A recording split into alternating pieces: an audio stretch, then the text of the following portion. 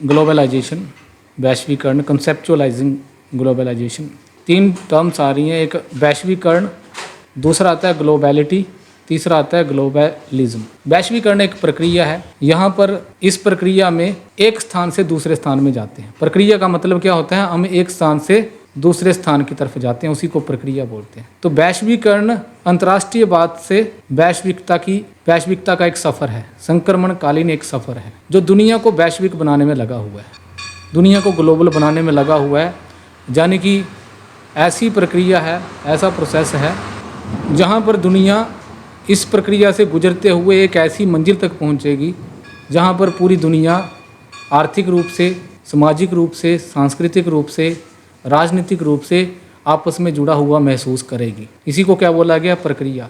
तो वैश्वीकरण एक प्रक्रिया है जो अभी भी चल रही है। आप ये मत बोलिए कि वैश्वीकरण हो चुका है पूरे तरीके से, उसी को वैश्वीकरण बोलते हैं। जब ये वैश्वीकरण अपने अंतिम परिणति तक पहुंच जाएगा तो इसको ग्लोबैलिटी बोलेंगे, वैश्विकता इसको बोलेंगे। एक आती है टर्म वैश्विकवाद, जिसको ग्लोबलिज्म बोलते हैं। ग्लोबलिज्म का मतलब है जैसे कि नेशनलिज्म होता है। नेशनलिज्म एक फीलिंग होती है जो हमें ये फील करवाती है कि हम पूरी अपनी कंट्री के साथ जुड़ा हुआ महसूस करते हैं। लाइकवाइज ग्लोबलिज्म एक फीलिंग होती है, लोगों की एक आइडियोलॉजी होती है, एक विचारधारा होती है जो लोगों को ये सोचने पे मजबूर कर देती है कि वह पूरी दुनिया के साथ जुड़े हुए हैं, उसी को ग्लोबलिज्म कहते हैं। तो ये तीन टर्म्स जो हैं वो डिफरेंट टर्म्स हैं।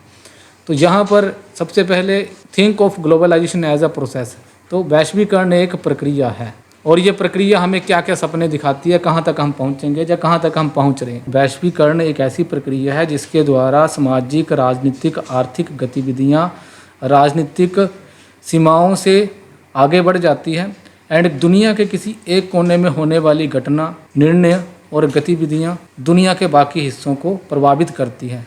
और ये निर्णय, घटनाएँ और गतिविधियाँ सामाजिक हो सकती हैं, राजनीतिक हो सकती हैं और आर्थिक हो सकती हैं। यह केवल दुनिया के एक हिस्से तक सीमित नहीं रहती बल्कि दुनिया के बाकी हिस्सों में भी फैल जाती है। जैसे कि भारत का एग्जाम्पल लें कि भारत के अंदर कोई घटना होती है तो आज के टाइम में ऐसा नहीं है कि वह केवल भारत को ही प्रभावित करेगी, वह दुनिया के बाकी हिस्सों को भी प्रभावित करती है। इसमें एग्जाम्पल दिए हैं जैसे सिविल वॉर्स, जिसको आप गृह युद्ध कहते हैं। सिविल वॉर होता है गृह युद्ध। गृह युद्ध का मतलब है किसी एक देश के अंदर होने वाला एक ऐसा युद्ध होता है जो उस देश के नागरिक आपस में ही लड़ रहे होते हैं, उसी को क्या बोलते हैं, गृह युद्ध। घर के अंदर होने वाला युद्ध, एंड घर क्या है, एक देश है। हमारे देश के अंदर यदि 2 कम्युनिटीज, 2 समुदाय आपस में लड़ पड़ते हैं उसको क्या बोलेंगे, गृह युद्ध बोलेंगे। तो किसी एक देश के अंदर होने वाला कोई गृह युद्ध जो कि पर्टिकुलरली गरीब देशों के अंदर होता है, तो उसके कारण पूरी दुनिया कैसे प्रभावित होती है। यहाँ पर एक टर्म लिखी है असाइलम सीकर्स। असाइलम सीकर का मतलब होता है शरणार्थी, जो शरण मांगते हैं दूसरे देशों से, असाइलम बोलते हैं इसको। टेक्निकल टर्म में क्या बोलते हैं, असाइलम। दलाई लामा का नाम सुना है, कहाँ पे रहते हैं, धर्मशाला में। लाल से कपड़े पहनते हैं, बाल कटवाए होते हैं, बुद्धिज्म को फॉलो करते हैं। कहाँ से आए थे, तिब्बत से आए थे। ये चीन है, भारत का पड़ोसी देश है। इस वाले हिस्से में तिब्बत नाम की एक कंट्री थी जिसके ऊपर चीन के द्वारा 1951 में कब्जा कर लिया गया। उस समय के प्रधानमंत्री जवाहरलाल नेहरू जी ने इसको ऑब्जेक्ट जब किया, इसका विरोध जब किया, तो 1954 में 1954 में चीन के प्रधानमंत्री भारत में आते हैं और उस समय हिंदी चीनी भाई भाई के नारे लगते हैं।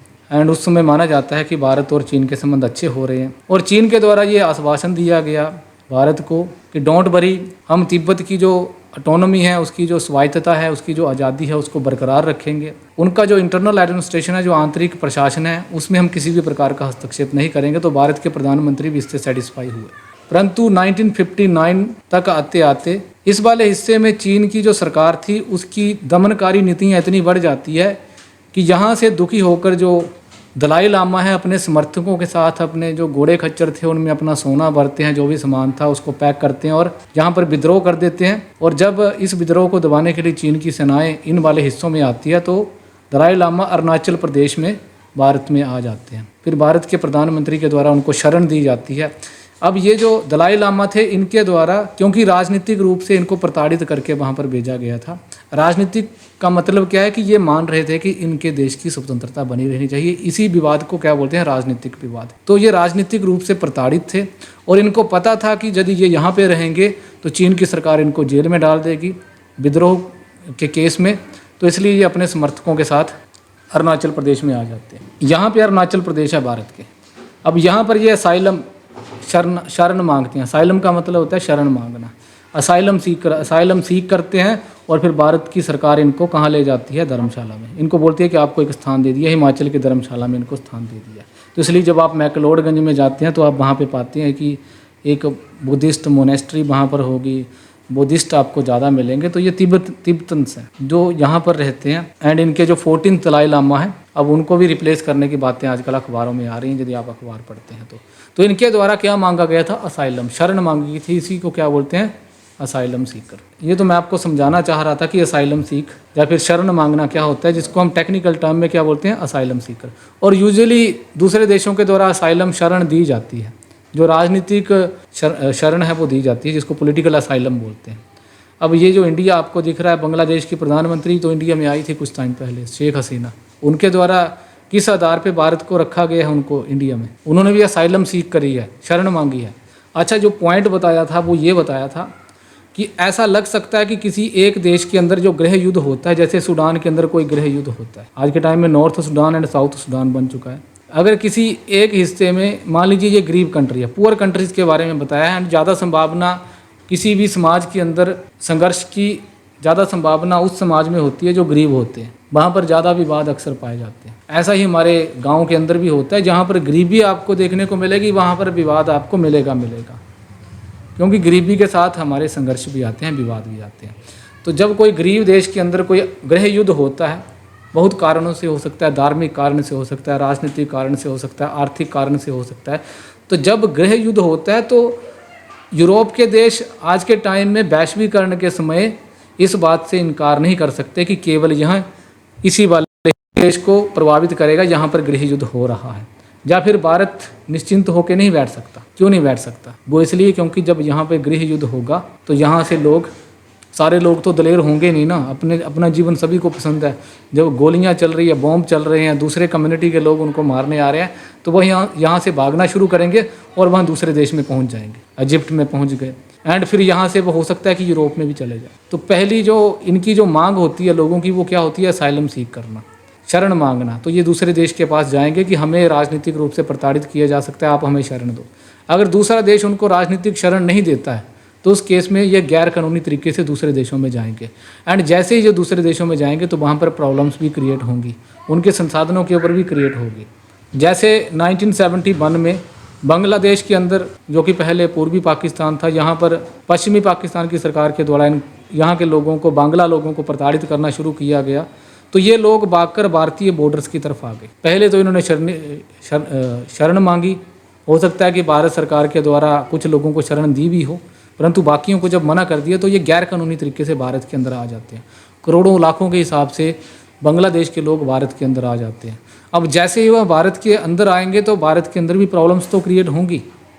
इसी तरीके से यहाँ पर रोहिंग्या मुसलमानों का एग्जाम्पल दिया जाता है, जो म्यांमार में पाए जाते हैं। म्यांमार की सरकार के द्वारा यहाँ के लोगों को प्रताड़ित किया गया। जो रोहिंग्या मुसलमान थे वहाँ पहले बांग्लादेश जाते हैं और फिर भारत के अंदर आ जाते हैं। आज के टाइम में कहा जाता है कि दिल्ली के अंदर देश के विभिन्न हिस्सों में बहुत सारे रोहिंग्या मुसलमान रहते हैं। उनके पास उन्होंने अपने आधार कार्ड तक बना लिए हैं। तो भारत के जो संसाधन हैं उनके ऊपर प्रभाव पड़ता है। एंड जो रोहिंग्या मुसलमान आ रहे हैं, ऐसा नहीं है कि सभी प्रताड़ित हैं इसलिए आ रहे हैं। हो सकता है कि कुछ लोग जो एक्सट्रीमिस्ट एलिमेंट्स हैं, धर्म के आधार पर जो आतंकवाद फैलाते हैं, उनके प्रभाव में आकर भारत के अंदर आतंकवादी गतिविधियां भी करना शुरू कर दें। तो दुनिया के किसी एक देश के अंदर हो रहे गृह युद्ध से हम ये नहीं बोल सकते कि कोई देश बच सकता है। जैसे कि म्यांमार के अंदर अब एक सैनिक शासन है, तो जब सैनिक शासन जहाँ पर आया तो बहुत सारे लोग नॉर्थ ईस्ट में भारत के भागकर आ जाते हैं। तो आज के टाइम में वहाँ पर भी एक प्रॉब्लम क्रिएट हो जाती है। इसी के साथ भारत के जो मणिपुर है, मणिपुर का आपने सुना होगा, मणिपुर ये 7 सिस्टर्स के नाम से नॉर्थ ईस्ट जाना जाता है। यहाँ पर एक मणिपुर राज्य है एंड मणिपुर के अंदर एक हिंसा चल रही है पिछले 1-2 सालों से। एंड ये जो हिंसा चल रही है इसके कारण बहुत सारे लोग कुछ म्यांमार में भाग जाते हैं, कुछ बांग्लादेश में भाग जाते हैं। तो उन देशों के अंदर भी वो प्रॉब्लम्स क्रिएट होती है। तो दुनिया के किसी एक देश के अंदर हो रहे गृह युद्ध से हम ये नहीं बोल सकते कि केवल वही देश प्रभावित होगा, दुनिया के बाकी कोने भी प्रभावित होते हैं। यही वैश्वीकरण हमें बताता है कि ये एक ऐसी प्रक्रिया है जिसमें दुनिया के एक हिस्से में होने वाली कोई घटना हम ये नहीं कह सकते कि केवल उसी हिस्से तक सीमित है, बल्कि दुनिया के बाकी हिस्सों को भी प्रभावित करती है। Conceptualising globalisation. तो ग्लोबलाइजेशन एज ए प्रोसेस क्या क्या है, उसका पहला पॉइंट हमने समझ लिया था कल।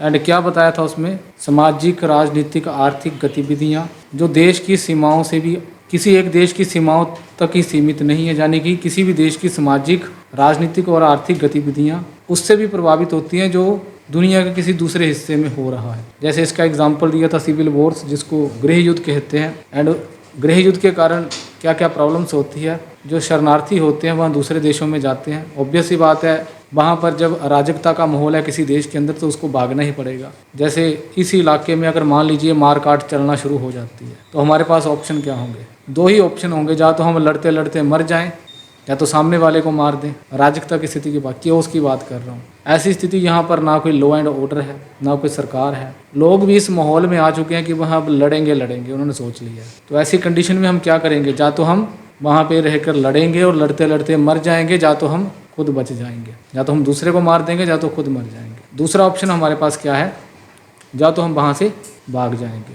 तो इसी रीजन से दुनिया के गरीब देशों से जब किसी देश के अंदर गृह युद्ध होता है तो लोगों को मजबूर होकर भागना पड़ता है। और सारे लोग ऐसा नहीं है कि दमदार होते हैं, वहाँ पर रुकेंगे लड़ेंगे। कुछ लोग ही दमदार होंगे जो वहाँ पे रुकेंगे। दमदार कह लीजिए या मूर्ख कह लीजिए, क्या कहेंगे आप, मूर्ख कहेंगे या दमदार कहेंगे? उसमें दलेरी सी वो वहाँ पे रुका लड़ने के लिए। मूर्खता भी हो सकती है वैसे तो, कभी कभार भागना भी उचित रहता है, भागना भी फायदेमंद ही रहता है। तो इस प्रकार से जब कहीं पे गृह युद्ध होता है तो उसके कारण केवल वही देश प्रभावित नहीं होता बल्कि दूसरे देश भी प्रभावित होते हैं। उसका रीज़न ये है कि जो लोग प्रताड़ित हो रहे हैं, जो मार काट का सामना कर रहे हैं, उसमें से बहुत सारे लोग वहाँ से भागना शुरू कर देंगे और भाग के वहाँ कहाँ पे जाएंगे, किसी दूसरे इलाके में जाएंगे, किसी दूसरे देश में जाएंगे। ऑब्वियस सी बात है, उनके देश में वैसी स्थिति नहीं है कि वहाँ पर अच्छे तरीके से जीवन यापन किया जा सके, तो वहाँ ऑब्वियस सी बात है सीमाओं को लांघ कर भी दूसरे देश में जा सकते हैं। जैसे बांग्लादेश हमारे पास एग्जाम्पल है।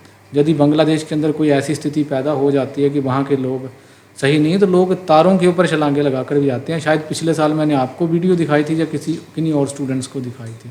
बॉर्डर से तारों को लांघ कर भी वो चले जाते हैं। इनफैक्ट कहीं पे नदी है तो नदी को लांघ के भी लोग चले जाएंगे। इसका एग्जाम्पल हमारे पास 1947 का विभाजन है कि कैसे लोग पाकिस्तान से इंडिया में आ रहे थे, तो वो भी तो लड़ सकते थे ना। तो कुछ लोग ही लड़े होंगे जब भागते भागते मारे गए होंगे। तो क्या बताया जा रहा है जहाँ पर कि आज का दौर ऐसा है, 1990 के बाद का दौर ऐसा है कि किसी भी एक देश की सामाजिक, राजनीतिक और आर्थिक गतिविधि कहीं दुनिया के दूर हिस्से से प्रभावित हो सकती है। एंड इसी के साथ उस देश की सामाजिक, आर्थिक और राजनीतिक गतिविधि कहीं दूर दुनिया के किसी हिस्से को प्रभावित कर सकती है। तो कुल मिला के ग्लोबलाइजेशन एज ए प्रोसेस, वैश्वीकरण एक प्रक्रिया के रूप में पहचाना जाता है। पहला पॉइंट ये था। दूसरा आता है वैश्वीकरण एक प्रक्रिया के रूप में पहचाना जाता है। इंटेंसिफिकेशन, तीव्रता। दूसरा आता है मैग्नीट्यूड, उसका दायरा बढ़ना। तीव्रता और दायरे के हिसाब से आज के टाइम में आपसी जुड़ाव दुनिया के दूसरे देशों के साथ देखा जाता है, चाहे आप उसकी तीव्रता की बात कर ले, चाहे आप उसके दायरे की बात कर ले। यहाँ पे लिखा है इकोनॉमिक टू इकोलॉजिकल, चाहे हमारे जीवन से जुड़ा हुआ आर्थिक पहलू हो, इकोलॉजिकल का मतलब है पर्यावरणीय, चाहे हमारे जीवन से जुड़ा हुआ आर्थिक पहलू हो, चाहे हमारे जीवन से जुड़ा हुआ पर्यावरणीय पहलू हो। तो इस तरीके से हमारे जीवन के हर पहलू में आपसी जुड़ाव देखा जाता है दुनिया के दूसरे हिस्सों में रहने वाले लोगों के साथ। कैसे? आप जहाँ पे बैठे हैं, आपने प्यूमा के जूते पहने हुए हैं। इकोनॉमिक बोला है मैंने कि आर्थिक क्षेत्र में, आर्थिक क्षेत्र से लेकर पर्यावरणीय क्षेत्र तक एक तीव्रता देखने को मिली है आपसी जुड़ाव की पूरी दुनिया के साथ, और उसी के साथ उसके दायरे में भी एक उसका दायरा भी बड़ा है। जैसे कि मैंने बोला कि जूता हो सकता है आपने जो पहना है वह अमेरिका में बना हो, आपने जो पैंट पहनी है हो सकता है साउथ कोरिया में बनी हो, आपने कोई घड़ी पहनी है हो सकता है वो चीन में बनी हो, आपने कोई सूट पहना है हो सकता है वह रशिया से बना हो या किसी यूरोपियन कंट्री से बना हो, आप कोई वेजिटेबल, आप कोई पल्स ले रहे हैं, कोई दाल वगैरह ले रहे हैं, हो सकता है कि कहीं दूसरे हिस्से से आया हो, आप जो तेल खरीद रहे हैं हो सकता है कि किसी दूसरे देश से आया हो। तो इस तरीके से हमारे जीवन के जो सामाजिक पहलू हैं उनमें आपसी जुड़ाव की तीव्रता और उसमें उसके दायरे में बढ़ोतरी देखने को मिली है। इकोलॉजिकल बताया है, हमारे पर्यावरणीय पहलू से भी, पर्यावरणीय पहलू में भी तीव्रता और उसका दायरा आपसी जुड़ाव में देखने को मिला। जैसे कि इंग्लैंड के अंदर हो सकता है कि कोई इंडस्ट्री कुछ प्रोडक्शन कर रही हो और वहाँ से कार्बन एमिशन हो रहा हो जिससे पर्यावरण को नुकसान हो रहा हो, एंड उस पर्यावरण के नुकसान के कारण CO2 जिसको आप कार्बन डाइऑक्साइड बोलते हैं उसकी मात्रा हमारे पर्यावरण में जब बढ़ जाती है तो जो पृथ्वी है वो ज़्यादा गर्म हो जाती है। एंड पृथ्वी ज़्यादा गर्म होती है तो उसके अपने आप में बहुत सारे नुकसान होते हैं। जैसे कि अभी एक खबर सुन रहा था कि कश्मीर के अंदर लोगों ने AC लगाना शुरू कर दी है। तो हमारे जीवन के इकोलॉजिकल पहलू में भी ऐसी कोई घटना जो हमारे देश से कोसों दूर हुई है वह भी हमारे सामाजिक जीवन को प्रभावित करना शुरू कर देती है। इसके बाद एक्टिविटीज़ ऑफ माइक्रोसॉफ्ट जो अमेरिका की कंपनी है, सॉफ्टवेयर जिसका हम यूज़ करते हैं। एंड यहाँ पर आपको एक ये यहाँ पे दिख रहा है, ये माइक्रोसॉफ्ट का एक टूल है जो हमारे लैपटॉप्स में यूज़ किया जाता है। एंड इसमें जिस तरीके से आपका प्ले स्टोर होता है उसमें सारी एप्लीकेशंस होती हैं, इसमें भी सारी की सारी एप्लीकेशंस लैपटॉप में हम यहीं से डाउनलोड करते हैं। तो क्या है, ये माइक्रोसॉफ्ट है, एक्टिविटीज़ ऑफ माइक्रोसॉफ्ट है। तो माइक्रोसॉफ्ट की एक्टिविटीज़ भी हमें पूरी दुनिया को प्रभावित करती है। और उसी के साथ स्प्रेड ऑफ हार्मफुल माइक्रोब्स, जहाँ पर सार्स वायरस लिखा है तो मैं यहाँ पर इसको चेंज करता हूँ, कोरोना वायरस लिख देता हूँ। हमारे जीवन में वायरस का प्रभाव भी देखने को मिलता है। एंड जो वायरस था वह कहाँ से शुरुआत हुई थी कोरोना वायरस की? चीन से हुई थी ना, फिर इंडिया में आया, फिर यूरोपियन कंट्रीज़ में पहुंचा। कैसे पहुंचा? क्योंकि मीन्स ऑफ जो ट्रांसपोर्टेशन है, जो हमारी आवाजाही के जो साधन है वो क्या है? हवाई जहाज़। तो मैंने बोला कि दुनिया भर के हवाई जहाज़ एक देश से दूसरे देश में जा रहे हैं। अब मान लीजिए कि ग्लोबलाइजेशन नहीं होता, इतने जहाज़ नहीं होते, तो तब भी हम किसी रूट से जा रहे होते, हो सकता है कि समुद्र के रास्ते से जा रहे होते। परंतु आज के टाइम में बड़ी मात्रा में लोग जाते हैं। आज से आप 100 साल पहले जाएंगे तो इतनी मात्रा में लोग एक दूसरे देश की ट्रैवल नहीं करते थे, बहुत सारे रीजन्स से। उसके कारण क्या होता है कि जो वायरसेस होते हैं वह भी केवल एक देश तक सीमित नहीं रहते हैं बल्कि पूरी दुनिया में फैल जाते हैं। उसका एग्जाम्पल हमारे पास कोरोना वायरस है। भारत भी उससे दुखी था, इटली भी दुखी था, यूरोपियन बहुत सारी कंट्रीज़, पूरी दुनिया को इसने प्रॉब्लम में ला दिया। इसी के साथ और किस प्रकार के सामाजिक पहलू में वैश्वीकरण का प्रभाव देखने को मिलता है, या उसका दायरा और उसकी तीव्रता हमें बढ़ती हुई हमारे सामाजिक पहलुओं में दिखती है। That is intensification of world trade, वैश्विक व्यापार में वृद्धि का होना। विश्व के स्तर पर आज के टाइम में बहुत सारे देशों के बीच बहुत बड़े लेवल पे व्यापार भी होता है, से लेकर spread of weapons of mass destruction. Weapons of mass destruction होते हैं जिससे बड़े लेवल पे तबाही होती है। वेपन्स का मतलब है हथियार, ऑफ मास डिस्ट्रक्शन, मास का मतलब होता है बहुत सारे लोग, एंड डिस्ट्रक्शन का मतलब होता है तबाही। ऐसे हथियार जो तबाही करते हैं, तो इनका भी जो दायरा है वह केवल एक देश तक सीमित नहीं है। आज रशिया के अंदर और यूक्रेन के अंदर अगर यदि लड़ाई होती है तो वहाँ पर दुनिया के डिफरेंट जो कॉर्नर्स हैं वहाँ से हथियार पहुँच जाते हैं। इंडिया और पाकिस्तान की लड़ाई होती है तो हमें पता चलता है कि पाकिस्तान के पास हथियार टर्की से हैं। एंड ये जो वेपन्स ऑफ मास डिस्ट्रक्शन, इसी के साथ दूसरा पहलू इसके साथ जुड़ा हुआ है कि जो वेपन्स ऑफ मास डिस्ट्रक्शन होते हैं यह केवल एक ही देश के लिए चिंता का विषय नहीं होते बल्कि दूसरे देशों को भी नुकसान पहुंचाते हैं। वेपन्स ऑफ जो मास डिस्ट्रक्शन होते हैं जो बड़े लेवल पे तबाही करते हैं, जैसे कि परमाणु बम, यदि अगर भारत के ऊपर गिराया जाता है या किसी दूसरे देश के ऊपर गिराया जाता है, पाकिस्तान के ऊपर गिरता है, तो उस केस में क्या होगा? उस केस में क्या केवल उसी देश तक सीमित वो रहेगा? नहीं, उसकी जो रेडियो एक्टिविटी है वह दुनिया के दूसरे कोनों में भी फैल सकती है। अब इंडिया के पास जो कैपेबिलिटी है परमाणु बम की, अब अगर मान लीजिए कि पाकिस्तान पूरे भारत को तबाह भी कर देता है परमाणुओं से, तो भारत के पास फिर भी समुद्री ठिकानों में इतनी कैपेबिलिटी है कि ज़मीन तबाह होने के बावजूद भी हम वहाँ से पाकिस्तान के ऊपर अटैक कर सकते हैं, जिसको मैड का नाम दिया जाता है, म्यूचुअल एश्योर्ड डिस्ट्रक्शन। इसलिए कहा जाता है कि हम जो है वो परमाणुओं से हथियार नहीं लड़ते, परमाणुओं से हम जो लड़ाई है वो नहीं लड़ते। क्यों नहीं लड़ते? क्योंकि हमें पता है, पाकिस्तान को भी पता है कि यदि वह तबाह भी कर देंगे पूरे हिंदुस्तान को, फिर भी इंडिया के पास इतनी कैपेबिलिटी है कि वहाँ उसके ऊपर रिटेलिएट करके पाकिस्तान को भी तबाह कर सकता है। उसको म्यूचुअल एश्योर्ड डिस्ट्रक्शन बोलते हैं। म्यूचुअल का मतलब होता है आपसी, जैसे म्यूचुअल फ्रेंड आप देखते हैं। एश्योर्ड का मतलब होता है गारंटी एक प्रकार की, डिस्ट्रक्शन का मतलब है तबाही, जिसको मैड का नाम दिया जाता है। यानी कि सभी देशों, उन दोनों देशों को पता है कि यदि वह आपस में परमाणु लड़ाई लड़ते हैं तो उन दोनों का विनाश सुनिश्चित है। इसी को वेपन्स ऑफ मास डिस्ट्रक्शन बोलते हैं। तो इसका दायरा भी केवल एक देश तक सीमित नहीं है।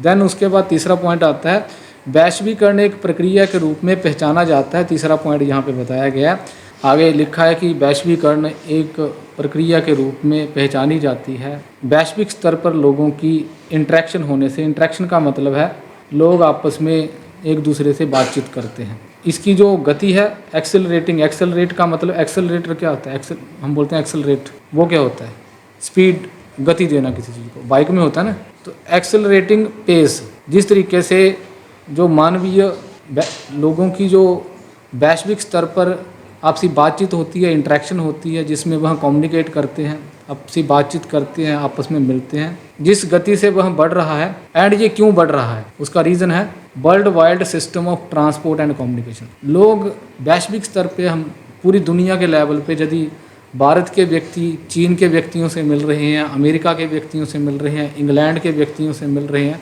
तो इतने बड़े स्तर पर इतनी तेज़ी से कैसे मिल पा रहे हैं, कैसे मिलेंगे? मीन्स ऑफ ट्रांसपोर्टेशन का एवोल्यूशन हुआ है, विकास होता है जो मीन्स ऑफ ट्रांसपोर्टेशन है।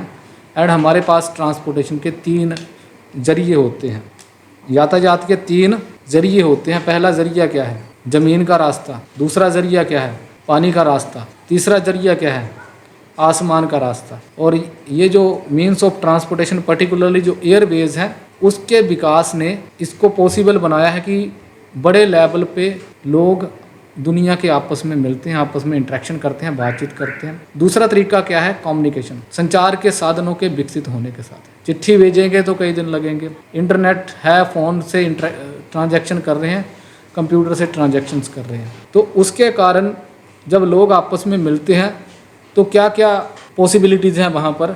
एक तो लोग जब आपस में मिलते हैं तो वहाँ एक दूसरे के आइडियाज़ को जानते हैं, एक दूसरे के विचारों को जानते हैं। दूसरा है कि जो न्यूज़ है वह भी इजीली, जो हमारे मीन्स ऑफ कम्युनिकेशन होते हैं, संचार के साधनों के विकसित होने के साथ जो न्यूज़ है वह बहुत जल्दी से पूरी दुनिया में फैल जाती है। इसी के साथ जो वस्तुएं हैं उनको भी हम एक्सपोर्ट कर सकते हैं, इजीली कर सकते हैं। एंड जो मीन्स ऑफ ट्रांसपोर्टेशन है, जैसे मैंने पानी का साधन बोला, पानी का जो रास्ता बोला, अधिकतर जो हमारे व्यापार होते हैं वह पानी के रास्ते से होते हैं। अब पानी के रास्ते से व्यापार पहले भी हुआ करता था, परंतु जो मीन्स ऑफ ट्रांसपोर्टेशन है, यातायात के जो साधन है हमारे, वो एडवांस लेवल के हो चुके हैं। कि पहले अगर कभी अमेरिका में पानी के रास्ते से पहुंचने में अगर महीना लगता होगा, तो वैसे मुझे पता नहीं है कितने दिन लगते हैं, पर मैं ये बता रहा हूँ कि अगर महीना लगता होगा तो आज के टाइम में उनमें विकास के कारण आज हम इजीली वहाँ पर 10-12 दिन में पहुँच सकते हैं। तीसरा आता है इंफॉर्मेशन पूरी दुनिया के अंदर ईजिली फैल जाती है। कैपिटल एंड टेक्नोलॉजी, जो तकनीक है वो पूरी दुनिया के अंदर बहुत तेज़ी से फैलती है। इसका एग्जाम्पल दिया गया है कि बहुत सारी ट्रांजैक्शंस यूके के अंदर जो होती है वहाँ भारत से करी जाती है रियल टाइम में। यहाँ से ट्रांजैक्शन करी जाती है जो हमारे कंप्यूटर सेंटर है। ट्रांजैक्शन का मतलब है जो पैसों का लेन देन होता है, ठीक है। आज के टाइम में आप अमेरिका के अंदर कोई सॉफ्टवेयर है, कोई बुक है, तो आप उसको तुरंत खरीद सकते हैं। कैसे खरीद पा रहे हैं? यहाँ पर रियल टाइम ट्रांजैक्शन हो रही है आपकी। अब ये जो आइडियाज़ हैं, न्यूज़ है, गुड्स है, इंफॉर्मेशन है, कैपिटल है, टेक्नोलॉजी है, ये पूरी दुनिया के अंदर बहुत तेज़ी से घूमते हैं। जिसका सिंपल सा रीज़न क्या है? इसका रीज़न ये है कि जो एवोल्यूशन हुआ है ट्रांसपोर्टेशन और कम्युनिकेशन का, उसके कारण, जिसके कारण लोग आपस में जुड़ा हुआ महसूस करते हैं। लोगों की अपनी वैश्विक स्तर पर इंटरेक्शन होती है। इंटरेक्शन का मतलब यही है कि लोग आइडियाज़ शेयर कर पा रहे हैं, लोग वस्तुओं का लेन देन कर पा रहे हैं इजीली। इसी के साथ न्यूज़ पूरी दुनिया के अंदर इजीली फैल रही है। टेक्नोलॉजी का हम आदान प्रदान कर पा रहे हैं। इसका नेक्स्ट एग्जांपल दिया है कि the great crash of 1929, the great economic depression 1929 में जो आया था, जिसको आप आर्थिक महामंदी कहते हैं, उसका जो प्रभाव था, जो आर्थिक महामंदी दुनिया के अंदर आई थी 1929 में, ग्रेट क्रैश ऑफ 1929 जिसको बोलते हैं, उसके कारण पूरी दुनिया की जो स्टॉक मार्केट्स थी उसको गिरने में कम से कम 1 हफ्ता लगा था। परंतु जो 2008 का फाइनेंशियल क्राइसिस आया है, आर्थिक मंदी आई थी 2008-9 में, उसका प्रभाव पहुंचने में कितना समय लगा? कितने समय में मार्केट दुनिया की क्रैश हो गई? जस्ट मिनट्स में। आज के टाइम में भी दुनिया की जो शेयर मार्केट है वो कैसे क्रैश हो जाती है? जैसे ही कोई बड़ा नेता दुनिया का कोई स्टेटमेंट देगा तो मार्केट क्रैश हो जाएगी, शेयर मार्केट क्रैश हो जाएगी। जो भी लोगों ने शेयर खरीदे हैं उनके प्राइसेस क्या है? कम हो जाएंगे। तो इसका प्रभाव बहुत कम समय में देखने को मिलता है। ये भी एक एग्जाम्पल है वैश्वीकरण का। आज के टाइम में दुनिया की विभिन्न भाषाओं में जो वैश्वीकरण है, ग्लोबलाइजेशन है, उसका प्रयोग किया जाता है। बेशक उनकी अपनी रीजनल लैंग्वेजेस में, लोकल लैंग्वेजेस में उसका प्रयोग किया जाता है। जैसे भारत में जो ग्लोबलाइजेशन है उसको कहा जाता है वैश्वीकरण और भूमंडलीकरण। इसी तरीके से चीन की भी लैंग्वेज है जिसको मंडरिन कहते हैं, इसमें भी ग्लोबलाइजेशन का एक नाम उनके द्वारा रखा है। अब क्या रखा है पता नहीं, क्या रखा है उनकी लैंग्वेज के हिसाब से। तो आज के टाइम में दुनिया की कोई भी भाषा ऐसी नहीं है जो वैश्वीकरण शब्द का प्रयोग ना करती हो, तो बहुत सारी भाषाएं इसका प्रयोग करती हैं। इसके बाद लिखा है कि जो ग्लोबल इंटरेक्शंस होती है, और इंटरेक्शन मैंने बताया, इंटरेक्शन का मतलब है आपसी बातचीत करना, लोगों का आपस में मिलना, और लोग आपसी जो बातचीत के ज़रिए अपने आइडियाज़ को शेयर करते हैं। दूसरे स्थानों पर खबर का फैलना, वस्तुओं का आदान प्रदान करना, इन्फॉर्मेशन का फैलना। एक्सटेंसिटी का मतलब है उसका दायरा बढ़ना, इंटेंसिटी का मतलब है तीव्रता, एंड वेलोसिटी का मतलब है उसकी गति का बढ़ना। तो ग्लोबल इंटरेक्शन, वैश्विक जो लोगों की इंटरेक्शन है, जो बातचीत है, जो लोगों का आपसी मिलना जुलना है, उसमें तीव्रता के कारण, उसके दायरे के बढ़ने के कारण और उसकी गति के कारण आज के टाइम में हमें ये देखने को मिला है कि वैश्विक स्तर पर यदि कोई, जब दुनिया के लेवल पर कोई अगर घटना होती है तो उसका प्रभाव हमारे लोकल लेवल पर भी पड़ता है, यानी कि हमारे देश के ऊपर भी पड़ता है, हमारे प्रदेश के ऊपर भी पड़ता है। इसी के साथ हम ये भी कह सकते हैं, इसका उल्टा भी कह सकते हैं कि हमारे देश के अंदर, हमारे प्रदेश के अंदर अगर कुछ घटित होता है तो उसका प्रभाव हो सकता है कि दुनिया के किसी दूसरे कोने में भी देखने को मिल रहा हो, जिसके कारण अब एक धारणा नहीं आती है दुनिया के अंदर जिसको शेयर्ड सोशल स्पेस कहा जाता है। शेयर्ड का मतलब है एक दूसरे के साथ शेयर करना, सोशल सामाजिक क्षेत्र, साझा सामाजिक क्षेत्र। तो अब दुनिया हमें राष्ट्रों में बंटी हुई दिखाई नहीं देती है वैश्वीकरण के कारण। अब दुनिया हमें क्या लगती है कि साझा सामाजिक क्षेत्र, पूरी दुनिया हम एक साझी दुनिया है जहाँ पर हम एक स्पेस को शेयर, अपना एरिया को शेयर कर रहे हैं आपस में। जैसे मैंने एस्ट्रोनॉट्स का एग्जांपल दिया कि कुछ एस्ट्रोनॉट्स स्पेस के अंदर जाते हैं, इंडिया के थे, चीन के थे, अमेरिका के थे, तो हर देश से लोग वहाँ पर देख रहे थे। अगर चीन का व्यक्ति या अमेरिका का व्यक्ति उस जो स्पेस के अंदर जो उनके लोग गए थे, अगर वो देख रहे होंगे तो वो ये नहीं सोच रहे थे कि केवल उनके देश का ही व्यक्ति गया तो वही इम्पोर्टेंट है। तो वह अगर दुआ मांग रहे थे या मांग रहे थे कामयाबी होनी चाहिए, तो वह यह कह रहे थे कि सभी की कामयाबी हो। तो भारत के अंदर के लोग भी ये नहीं देख रहे थे कि चीन का व्यक्ति साइड में खड़ा है या अमेरिका का व्यक्ति खड़ा है। तो हम क्या मान रहे थे कि सभी हम एक पृथ्वी के ऊपर रहते हैं जहाँ पर हमारा एक साझा हित है, जहाँ पर हम सभी शेयर करते हैं इस सोशल स्पेस को, ना कि अलग अलग राष्ट्रों के रूप में, जिसको ग्लोबलिटी कहा गया है। वैश्विकता इसको कहा जाता है। वैश्विकता का मतलब है एक ऐसी अवस्था जहाँ पर पूरी दुनिया जुड़ा हुआ महसूस करती है, जिसको ग्लोबलिटी इंग्लिश में कहते हैं। ग्लोबलिज्म एक विचारधारा के रूप में प्रयोग किया जाता है, जिसको हम वैश्विकवाद कहते हैं। जैसे कि नेशनलिज्म आता है, वैसे ही ग्लोबलिज्म आता है।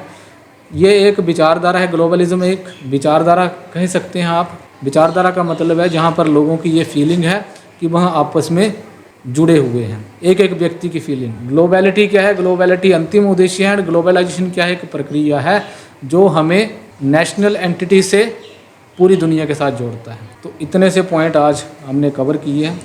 बाकी हम कल ये समझने का प्रयास करेंगे कि जो नेशनलिज्म है या राष्ट्र है, जो नेशनलाइजेशन है, वह ग्लोबलाइजेशन से किस प्रकार से अलग है, राष्ट्रीयकरण और वैश्वीकरण किस तरीके से अलग है।